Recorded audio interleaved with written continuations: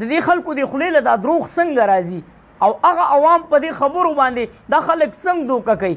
اوس خو الحمدلله په عوامو کې شعور راغلی دی، عوامو کې پوهه راغلی ده. د دوی چې کومه خبره کوي نو د هغې نه مخکې عوام په هغې باندې پوهه شوي. قرآن ثنا الله وایي چې باقاعده موږ به د چې کوم خپل مهم دی د الیکشن نو هغه به شروع کوو 297 چې کوم صوبایي سیټونه دي او 146 چې کوم قومي اسمبلی سیټونه دي نو په دې باندې به موږ ټکټونه تقسیمو.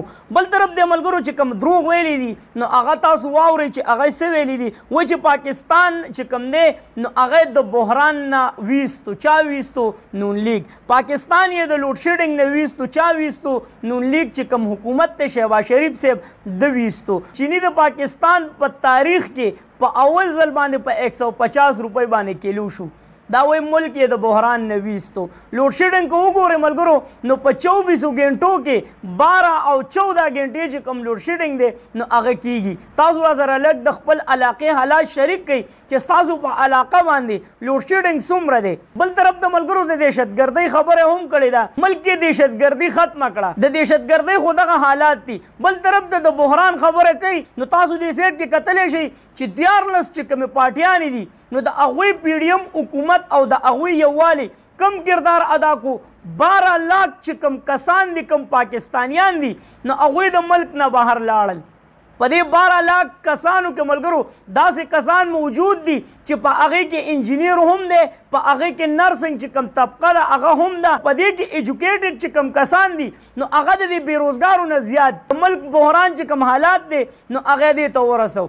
بل طرف د ملګرو زه د وړوکې غوندې مثال در کومه څنګه چې تاسو کتلی شئ زموږ ګاونډي ملک افغانستان کله چې په هغوی باندې د طالبانو حکومت راغلی نو تاسو به کتلی چې کله به جازونه تلل نو د هغې په ټیرونو پسې به خلک انختل. تاسو به هغه واقعي مخې ته کتلي ویډیوګانې راغلې وي. نو دلته به پاکستان هم حالات دې ته رسېدلي دي ملګرو. زه وایم که نن یو ملک اعلان وکړو چېرې بارډر درته کولاوو بغیر ویزې تاسو راواوړئ نو دغه حالات به نه وي څنګه چې په افغانستان کې وو. اوس خو ماشاءالله افغانستان د پاکستان نه ښه شوی دی خو اوس چې په پاکستان کې کوم حالات دي نو هغې دقې ته رسولي دي چې دا خلک به د جازونو په ټیرونو پسې نښلي خو بهر ملک ته به ځي. 12 لاک کسان د پاکستان نه په 15 میاشتو کې لاړل. دا ډېره د حیرانتیا خبره ده ځکه چې پاکستان کې د خلکو ژوند تنګ دی، پاکستان کې بېروزګاري سیوا ده، پاکستان کې اوس داسې حالات نشته دی چېرې ستا به په 15,000 او 6,000 روپۍ باندې د میاشتې گزاره کېږي. پرون زما د تره زوی بهر ملک ته لاړی هغه خبره کوله چې زموږ په شوبه کې یو کس دی چې د هغه کور والا ټیچر هم ده 60-70 هزار روپۍ میاشت هغه اخلي او دغه چې کوم کس دی نو هغه په خپله باندې د ګاډو روزګار کوي، 2 ورسره ګاډي ولاړ دي، د هغې باوجود هم هغه ځان له ویزه وکړه. دا چې کوم ټیچران صاحبان دي نو هغوی احتجاجونه کوي او په دې کې دا خلک وایي ویره ملک یې د بحران نه ویستو. نو چې په کومه طریقه باندې د دې خلکو د خولې له دا دروغ راځي، په کومه طریقه باندې داسې الفاظ مخې ته راوړي چېرې زه هم د ضمیر به هم نه ملامته کوي چې دا موږ کوم حالات په دې ملک کې جوړ کړي دي او راځي او تقریرونه کوي چېرې په ملک کې دهشتګردي ختمه، لوډ شیډنګ ختم، بحران ختم، چې کوم حالات دي نو هغه اوس ټیک ټاک دي.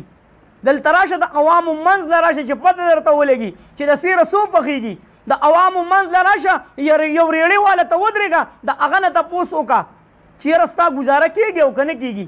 تا ته خو پته نه لګي د ملک د بحران ځکه هر یو څیز دلته سرکاري دی، بجلي له تپري ده، پټرول له تپري دي نو ته د ملک د حالاتو نه څه خبري. کمنټ کې موږ سره خپله رایه لازمي شریک کړئ. چېرته هم دی الله هم ښاد آباد او خوشحاله ساته. اخره کې یو اواز پاکستان زنده باد، مسلمان زنده باد، تل دې وي آباد دې وي زموږ وطن پاکستان دې او مسلمان دې وي. الله پامان.